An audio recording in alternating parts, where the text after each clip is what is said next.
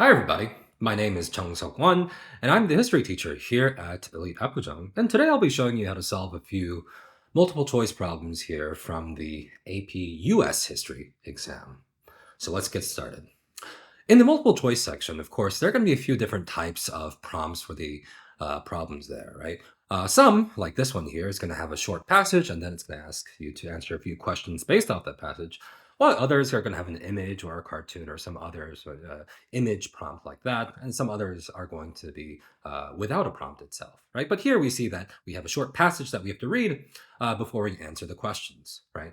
So, what you want to do here when you're faced with a passage like this is first skim the passage thoroughly, right?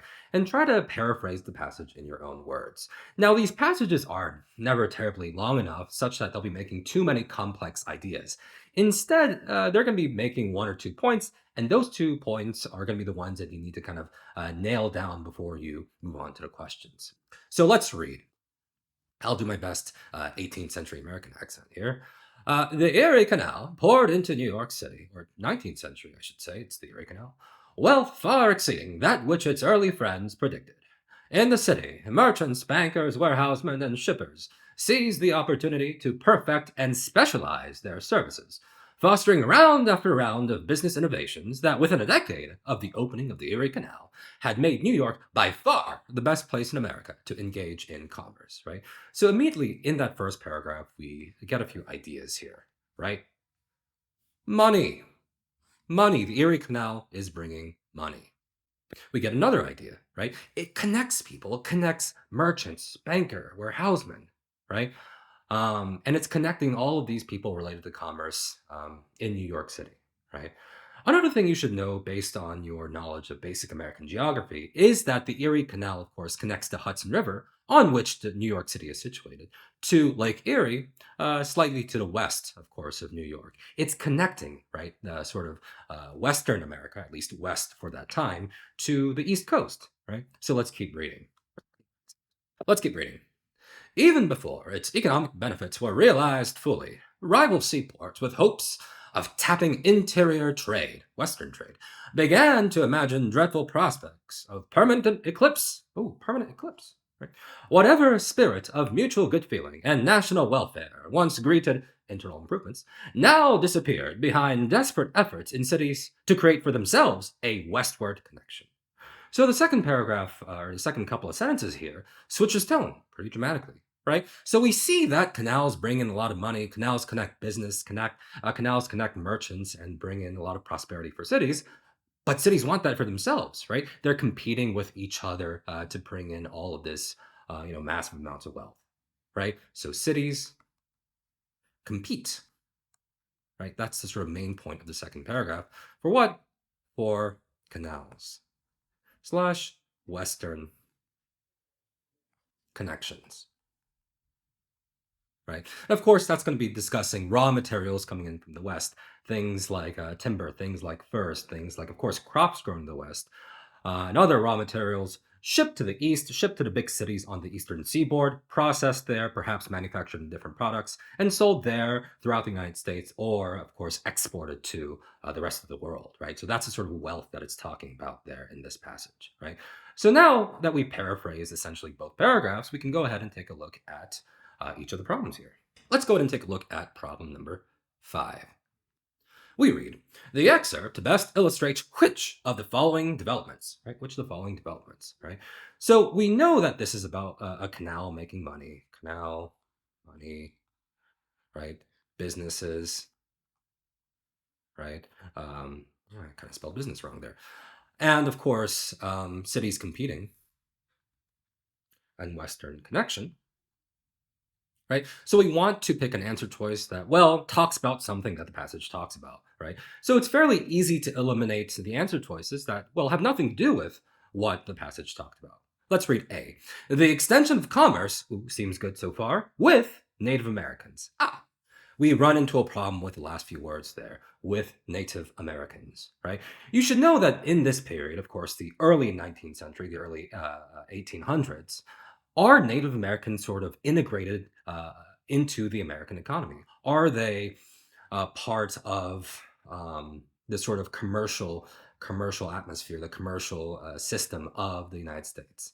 Not so much, right? They remain a largely marginalized group, right? We're thinking, 1820s right now. So, this is around when Jackson, of course, is genociding Native Americans, sending them to the west of the Mississippi. In general, Native Americans are a marginalized group on the sort of outskirts of society and the economy, right? And so A doesn't really make sense because it talks about the extension of commerce with Native Americans, who remain a marginalized group in this time period, and of course, really up until now. Right? Let's take a look at B, the expansion of access to markets. Well, does that make sense? It does, right? Canals connect cities, canals connect places, right? In this case specifically, it's connecting, of course, the West with cities like New York, right? So the West here is going to be anything west of the Mississippi, of course, to um, big cities on the eastern seaboard like New York and Boston and others, right? So the interior of the United States, that is the American West, is being connected to the markets in the east, and of course through these big seaports connected to global markets too, right? So B seems to make sense for now. So let's put a small check next to it before we move on to C and D. C reads the growth in the internal slave trade. Hmm. Now we have to think to ourselves. It might be true, of course, that slaves were traded on canals, right? Canals and boats shipping slaves certainly were a way that the internal slave trade did work, right? But we have to think to ourselves two things. One, is this correct in terms of the regions that we're discussing? Not quite, right? We're discussing largely, of course, the West and the East, right? And the slave trade, of course, happened all throughout the United States in this time period, but it was largely a matter of the South, right? Southern states were trading with one another, and northern states, especially in the early 1800s, were slowly, not all of them quite yet, but ramping down their trade in slaves as well as slowly banning slavery, indeed, in some states, right? So it doesn't quite make sense to say the growth in the internal slave trade, right? And of course, that's because of the second point. Does this passage mention slavery at all? No, you don't see the word slavery once, of course, in this passage. So C doesn't make any sense. And we read D, the increase in semi-subsistence agricultural production. Well, what is semi-subsistence agricultural production? That's just going to be the growing of crops largely for your own consumption, right? So not things like cash crops, not things that you sell on the market, but things that you largely grow to consume with by yourself or with your family, and then selling a little that you have left over. That's going to be semi-subsistence agricultural production, right? But when we're discussing Western to Eastern trade, we're not thinking of that kind of agricultural production. We're thinking of cash crops, right? Raw materials just in general, right? And so D doesn't make sense because it doesn't talk about canals, it doesn't talk about connecting markets, it doesn't talk about the growth in business between regions. It talks about growing subsistence agriculture, right? Which doesn't make so much sense. So we arrive at B for the correct answer here, the expansion of access to markets for the West and, of course, for the East as well. Let's go ahead and move on to question number 6. Which of the following developments in the early 19th century could best be used as evidence to support the argument in the second paragraph, the second paragraph here, of the excerpt, right? Remember what we discussed earlier for the argument of the second paragraph of the excerpt. We said to ourselves that the second paragraph is talking about cities competing for Western connection. Keyword here, of course, is compete, right? We see it described in sort of very frantic terms here, right? The spirits of mutual good feeling and national welfare disappeared behind desperate efforts to create for themselves, right, a westward connection, right? So these cities want for each of themselves, right, connections to the resources in the West so that they can profit, again, for themselves, right? Competition, right? They're afraid of being permanently eclipsed. Eclipsed, of course, here means being outcompeted, right? They're afraid that other cities will get wealthier, right? So we really want to pick an answer choice that hammers in this idea of cities competing with each other, right? Let me go ahead and start with answer choice D here. The rise of a regional economy based on the production and export of cotton. Cotton. What is that the economy of? Well, again, not quite the correct regions that we're talking about here, right? We're talking about the sort of American West at this point, right? As well as the big cities on the eastern seaboard. Where was cotton the major industry of? That's right, the South, right? And we're not really being talking about the South here in terms of the second passage here, right? We're talking about cities in the East being connected with the West, right? Which doesn't grow quite as much cotton as the American South, right? Does D also talk about cities competing with each other? No, not quite, right? And this really only focuses on the rise of one regional economy as opposed to the links between economies, right? So D doesn't really make sense. Let's go on to C. The recruitment of immigrant laborers to work on new transportation projects.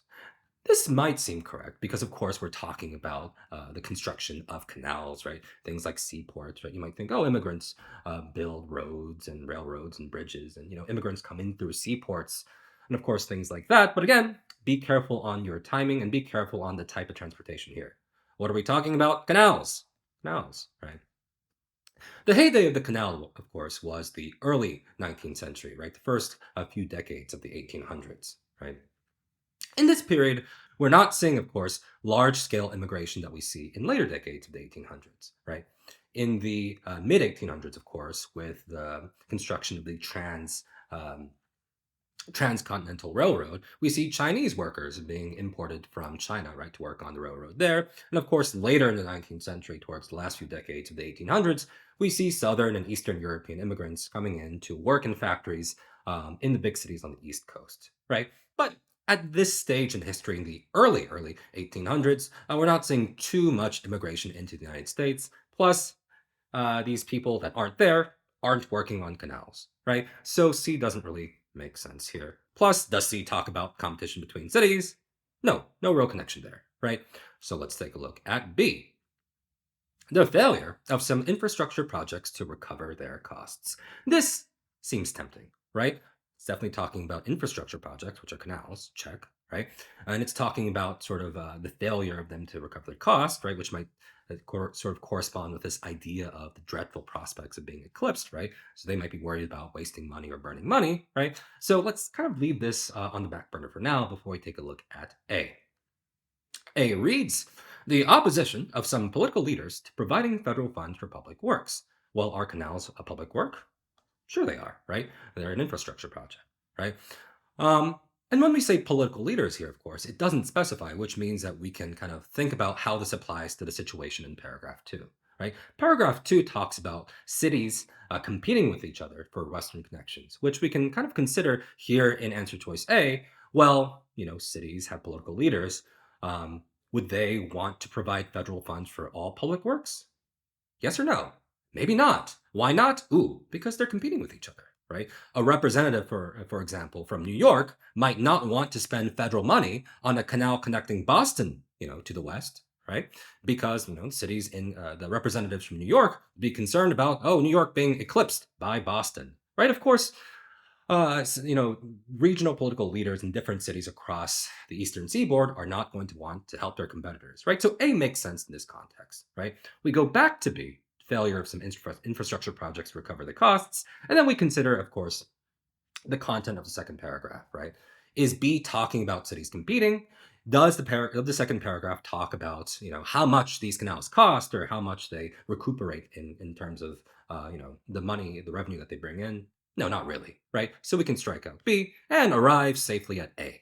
The opposition of political leaders to providing federal funds for public works. Again, leaders in New York don't want to connect other cities on the eastern seaboard with the West because they don't want to be outcompeted by them, right? So A is the correct answer here.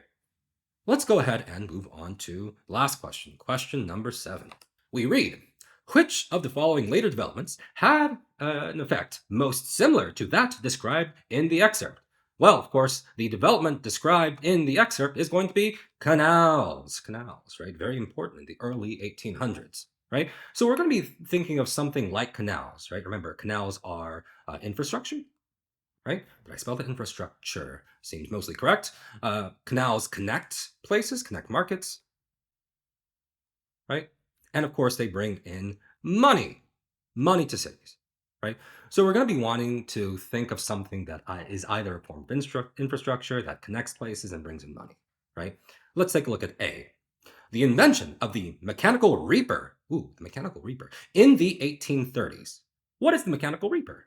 Well, you don't need to know in too much detail, but from your US history class, you should remember that the mechanical reaper was essentially an implement, a tool used by farmers to more easily harvest crops, more easily, pick things from the ground, right? I'm not a farmer. I don't know how it works, but it's something that helps you grow crops easier, pick crops easier, right? Does that, is that a form of infrastructure? No, right? It's not a road, doesn't connect places. Does it connect markets? No. Does it bring in money? Well, sure, it might make farmers wealthier, but it's not quite similar to a canal, so I think we can go ahead and safely strike that out. B, the annexation of Texas in the 1840s. Ooh, Texas, right? Well, is the annexation of Texas, this event, is that an infrastructure project? Does that connect markets? Does that bring in money? In some respects, right?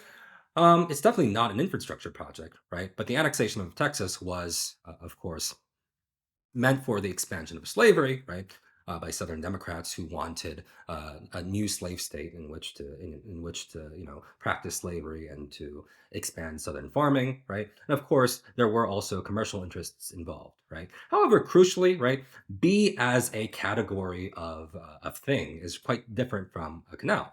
B is an event. It's not quite an infrastructure project. Doesn't quite connect markets. It is a new market. Doesn't connect markets though, right? So it's quite different from canals, right? So, you can put that on the back burner, but I think the sort of category of event that the annexation of Texas is in terms of, the issue of slavery, it's not really about internal improvements. It's not really about infrastructure. It's not really about connecting markets, right? So I think we can safely strike that out. C, the growth of political party competition in the 1850s, right? A little tempting, right? Because we read that rival seaports, right, were afraid of being eclipsed and they competed with each other, right, to create Western connections, right? So there's this sort of idea of different sort of entities competing with each other, which you might think, oh, could C be the answer? Let's put a pin in that and move on to D first. The completion of the first transcontinental railroad in the 1860s, right? Is the Transcontinental Railroad infrastructure project? Yes. Does it connect markets? Yes. Did it bring people a lot of money? Right? Did it make merchants wealthier? Did it make cities wealthier? Did it make those who invested in the railroad wealthier? Yes. Right? So D seems like a pretty good match here because it's similar to a canal in that it connects places, it helps make the transportation of goods easier, right? Brings in money, right? Connects markets, right? So let's go back to C and consider what C is talking about, right? The growth of political party competition in the 1850s, right? You need to remember, of course, the key issue, the central issue in the mid 19th century is going to be slavery.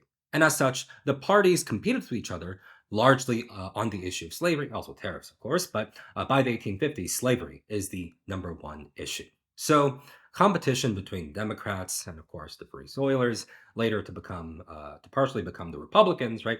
Competition between the parties is an issue of slavery, right?